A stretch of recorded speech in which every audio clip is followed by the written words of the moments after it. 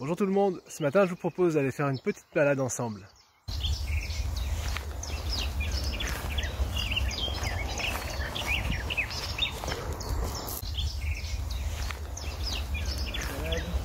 Je profite de la matinée pour vous emmener avec moi dans un coin de nature et partager une pensée autour de l'Ascension. Nous sommes aujourd'hui le jeudi de l'Ascension.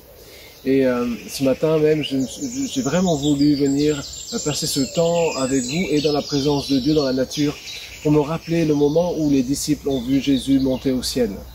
Pour nous, c'est un moment du christianisme, un moment de l'histoire de l'Église qui est fondamental, qui fait partie des fondements de l'Église. Jésus qui retourne auprès du Père, qui retrouve la gloire qu'il avait quittée sciemment, volontairement pour un temps. Mais pour les disciples, vous allez voir que ce n'est pas la même chose, disons, ils ne vivent pas les choses d'une manière aussi simple que ce que nous pouvons nous vivre habituellement. J'ai intitulé ce message « L'Ascension, la fin d'une période idéale ». Dans Acte 1, vous savez que Jésus va amener les disciples vers le mont des Oliviers et il va parler avec eux, alors qu'il leur a dit qu'il recevrait une puissance lorsque le Saint-Esprit surviendrait sur eux. Le Saint-Esprit, le baptême du Saint-Esprit. Eh bien, il dit ceci au verset 9. Après avoir dit cela, il fut élevé pendant qu'ils le regardaient et une nuée le déroba à leurs yeux. Et comme ils avaient les regards fixés vers le ciel pendant qu'ils s'en allaient, voici, deux hommes vêtus de blanc leur apparurent. Et ils dirent, « Hommes galiléens, pourquoi vous arrêtez-vous à regarder au ciel? Ce Jésus qui a été enlevé au ciel du milieu de vous viendra de la même manière que vous l'avez vu allant au ciel. » Alors, ils retournèrent à Jérusalem. Ce qu'il faut savoir, c'est que les disciples ont été dans une période difficile, ont vécu des temps difficiles, oscillant entre la joie de voir enfin la bonne nouvelle du royaume de Dieu être annoncée, être manifestée par les miracles, et la crainte d'être pris au piège par les religieux et exclus de la société. Ils étaient également au moment disons de ces 40 jours qui vont suivre Pâques, ils étaient également au summum de leur incompréhension. Jésus qui était puissant en parole et en œuvre vient d'être crucifié. Quelle douleur, quelle souffrance. C'est vraiment je ne vais pas dire un yo-yo émotionnel, mais il y a de quoi vraiment tomber de haut et se faire très mal. Jésus le Fils de Dieu est crucifié. Il vient de mourir. Certains ont dit qu'il est ressuscité. Et pendant ces 40 jours, Jésus va s'évertuer à rassurer les cœurs, à panser les plaies, à venir au secours de ces disciples qui sont pour certains complètement déboussolés, certains incrédules. Et notamment, dans les 40 jours qui vont suivre Pâques et précéder l'Ascension, Jésus va apparaître à des disciples qui marchent vers Emmaüs, déconcertés. Et là, il va leur expliquer tout ce que la loi et les prophètes disent depuis Moïse sur la venue de Jésus. Il va leur expliquer tellement de choses, ça va apaiser leur cœur. C'est un marqueur fort, ça. Les disciples vont dire, mais notre cœur ne brûlait-il pas au-dedans de nous? Il va se révéler à Thomas, l'incrédule. On l'appelle comme ça parce que lui, il dit, comme certainement beaucoup d'entre nous aurions dit, mais moi, si je mets pas les doigts dans les marques des clous et ma main dans son côté, je croirais pas. Je croirais pas que Jésus est ressuscité. Et Jésus va lui apparaître pour le rassurer. C'est encore une expérience des 40 jours. Pendant ces 40 jours, la Bible dit dans 1 Corinthiens 15, verset 6, que Jésus est apparu à 500 frères à la fois. Pendant ces 40 jours, notamment, il y a une rencontre particulière qui est rapportée dans Jean 21. Alors que les disciples sont sur le lac de Galilée en train d'essayer de pêcher toute la nuit, le matin, Jésus leur apparaît sur la rive et de loin, il leur demande de jeter le filet de l'autre côté. Et là, ils jettent le filet et ils prennent une multitude de poissons, une quantité énorme de poissons, 153 grands poissons. Et ils comprennent que c'est Jésus, et à ce moment-là, Pierre le rejoint, tous les disciples le rejoignent, ils passent un temps ensemble, ils mangent ensemble, parce que Jésus n'est pas qu'un être spirituel qui ne pense qu'à l'esprit de l'homme et qui n'aurait aucun intérêt pour notre corps et notre âme. Il prend un temps de convivialité avec ses disciples, il prend du temps de proximité avec eux, et là, il va restaurer l'être, l'âme de Pierre. Là, il va restaurer Pierre dans son ministère, dans son appel. Il va parler avec lui, il va parler de la manière dont le Saint-Esprit va le guider, va le diriger. Là, il va aussi dire de Jean, mais si je veux qu'il demeure, que t'importe, Ne t'occupe pas de ce que je ferai avec les autres. Occupe-toi d'assumer la vie spirituelle, le ministère que je t'ai confié. Voilà ce qui se passait. Et là, quand on pense à ces 40 jours d'intimité de Dieu, de Jésus avec ses disciples, on se dit, mais ça y est, la fin des souffrances, la fin des questionnements, la fin des... qu'est-ce qui va se passer demain, est-ce qu'on va être rejeté? Jésus est le Fils de Dieu, il est ressuscité, il nous enseigne, il apparaît, il disparaît, il revient, il fait des miracles, c'est merveilleux. On pourrait penser que ça y est, ils ont touché au but. Et pourtant, cela faisait 40 jours que Jésus était ressuscité. Et les disciples vont avoir c'est pas une drôle de surprise, puisqu'ils savaient que cela devait arriver, mais ils vont avoir une expérience difficile à vivre. Et vous avez peut-être vécu dans votre vie des moments d'intimité avec Jésus qui vous ont fait oublier toutes vos souffrances, qui vous ont fait croire que Dieu ne vous a jamais oublié, qui vous ont fait penser que finalement la vie avait un sens et que les promesses de Dieu étaient réelles. Vous avez vécu ce temps d'intimité, de proximité, de chaleur avec Dieu, de force, de puissance, d'autorité sur l'adversaire, sur les choses qui vous tenaient liés. Et puis tout à coup, les 40 jours se terminent. Et il va y avoir ce que moi j'appelle la séparation. On appelle cet événement l'ascension. C'est bien, c'est un beau nom, parce que Jésus est monté de la terre vers le ciel. Mais pour les disciples, du point de vue des disciples, cette ascension ressemble étrangement à une séparation. Et il arrive, il vous est peut-être arrivé que, après avoir vécu des moments d'intimité particulière, vous avez dit, ça y est, je tiens le bon bout, maintenant j'y reste, je ne bouge plus de ça. Et quelques heures après, quelques jours après, tout est redescendu, tout retombe. C'est plus pareil. Et là, vous vous posez plein de questions, vous dites, mais est-ce que j'ai péché?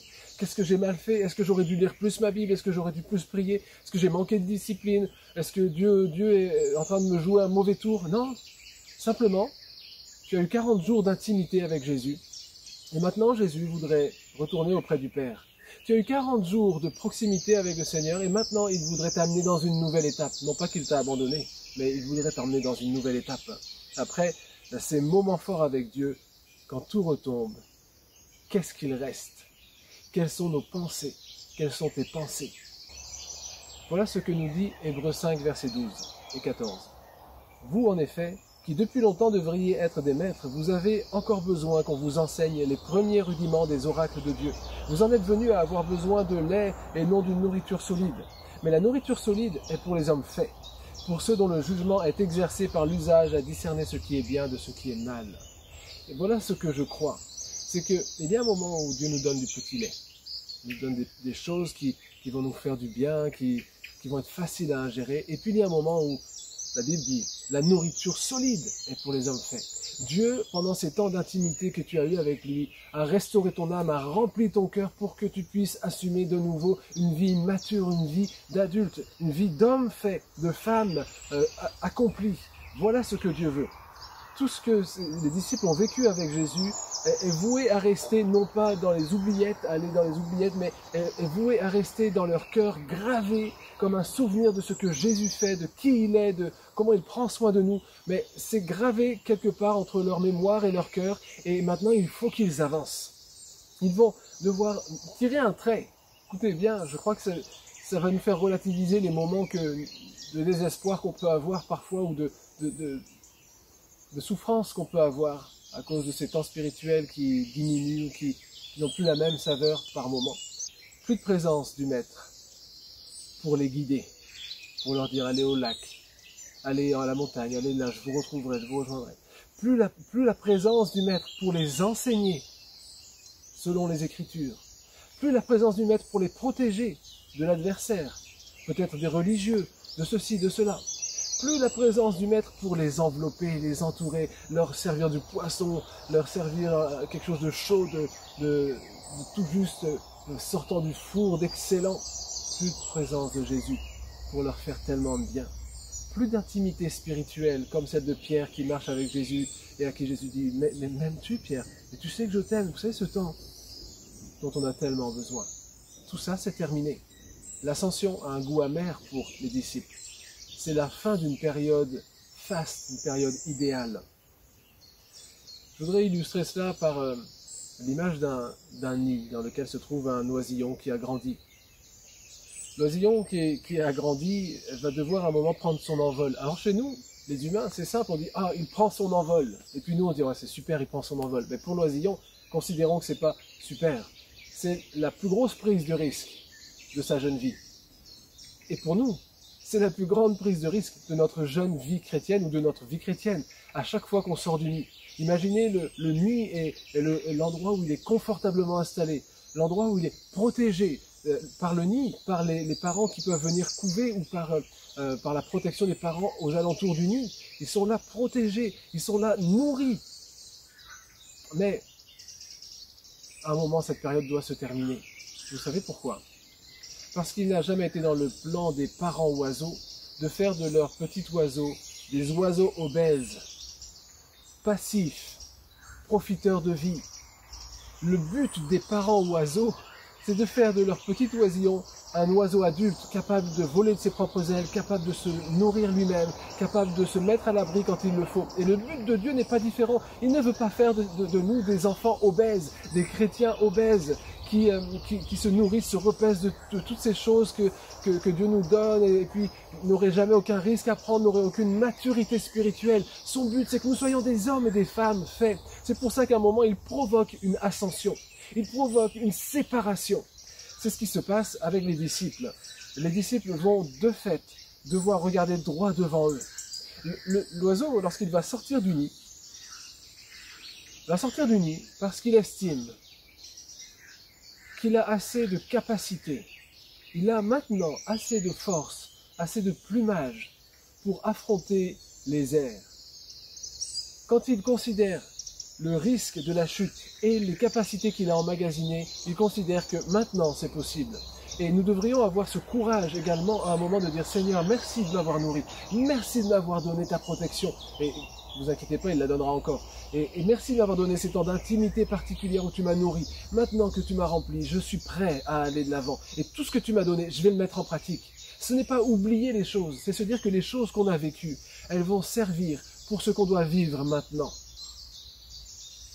Paul disait, dans Philippiens 3, verset 13, « Frères, je ne pense pas l'avoir saisi, mais je fais une chose. Oubliant ce qui est en arrière et me portant vers ce qui est en avant, je cours vers le but pour remporter le prix de la vocation céleste de Dieu en Jésus-Christ. » Oubliant ce qui est en arrière, c'est-à-dire ne me fixant pas sur les choses qui sont en arrière. Si je reste fixé sur le chemin qui est derrière moi, je ne vais pas continuer le chemin vers l'avant où je risque de tomber d'un côté ou de l'autre du chemin. Si Paul dit « oubliant ce qui est en arrière », c'est parce qu'il veut bien se porter vers ce qui est en avant. Et si tu veux aller en avant vers ce que Dieu a projeté sur ta vie, eh bien il faut, ce matin, il faut que tu acceptes d'abandonner ton passé. Peut-être que toi, tu ne comprends pas. Et je crois que ce matin, il y a cette parole de Dieu particulière. Tu ne comprends pas pourquoi est-ce que Dieu a mis un terme à cette relation intime et particulière avec toi. Dans ton esprit, Dieu t'a laissé à arrêter de pourvoir à tes besoins d'une manière particulière.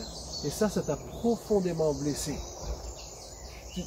Tu profitais de la manne chaque jour et puis tout à coup, les choses s'arrêtent. Mais sache que Dieu ne t'a pas abandonné. Et que tout le temps que tu passes à regarder en arrière en disant « Pourquoi ça s'est arrêté ? Pourquoi je ne peux plus servir Dieu avec ce même entrain ? Pourquoi j'ai plus cette même facilité ?» Tout le temps où tu regardes en arrière et que tu te poses des questions, tu es en train de retarder le moment où tu sautes du nid et tu entres dans la vocation que Dieu a placée sur ta vie. Vocation particulière qui a nécessité les approvisionnements, les temps de qualité que Dieu t'a donnés auparavant. Cesse de chercher une explication ou, disons, à culpabiliser sur ton passé et projette-toi sur l'avenir que Dieu a ouvert sur ta vie. L'exercice que Jésus demande aux disciples est inconfortable. Il leur propose une séparation et derrière, il leur demande d'attendre. Vous savez, ces fameuses promesses de Dieu qu'on ne maîtrise pas. On n'en maîtrise ni le temps ni l'accomplissement. Et les disciples vont devoir attendre. Jésus leur a dit dans Acte 1, verset 4, il leur recommanda de ne pas s'éloigner de Jérusalem, mais d'attendre ce que le Père leur avait promis. Et tout ce que je peux vous dire aujourd'hui, c'est que si vous êtes sortis du nid, s'il y a eu séparation, le Seigneur vous invite maintenant à attendre la prochaine étape, en vivant sur les ressources qu'il vous a données. Et lorsque la prochaine étape viendra, entrez-y de tout votre cœur. Il faut que tu découvres l'objectif que Dieu a fixé sur ta vie. Il faut que tu ailles vers cet objectif. Il faut que tu avances. Je voudrais terminer en disant que l'ascension est certes un marqueur fort du christianisme. Le fait que Jésus soit monté au ciel et retrouvé la gloire qui était la sienne, c'est pour nous un marqueur fort. Mais j'apprécie beaucoup dans les évangiles, dans la parole de Dieu, cet équilibre qu'on trouve entre la doctrine, la théologie, la grande histoire de Dieu et l'histoire des hommes. Et ce matin, je voudrais qu'on puisse se rappeler, peut-être pour une fois, pour une première fois peut-être, découvrir ou se rappeler que les hommes, les disciples, n'ont pas vécu l'ascension de la même manière que le christianisme s'en rappelle aujourd'hui. Ils ont certainement vécu l'ascension d'abord comme un moment de séparation. Ils sont comme nous, vous êtes comme eux, je suis comme eux. Et je crois que si pour eux ça a été douloureux, ça a aussi été l'occasion d'une nouvelle étape, une ouverture, un tremplin vers l'avenir. Ce que Jésus attend de ses disciples, ce que Jésus attend de vous, ce qu'il attend de nous, c'est que nous puissions simplement mettre en pratique ce qu'il nous a enseigné dans le sermon sur la montagne, les fondements, les bases de l'annonce de l'évangile, du royaume de Dieu. C'est que le Père prend soin de ses enfants. Si Dieu a permis que ce temps d'intimité se termine, ce temps particulier se termine, il prendra toujours soin de vous. Jésus l'a promis.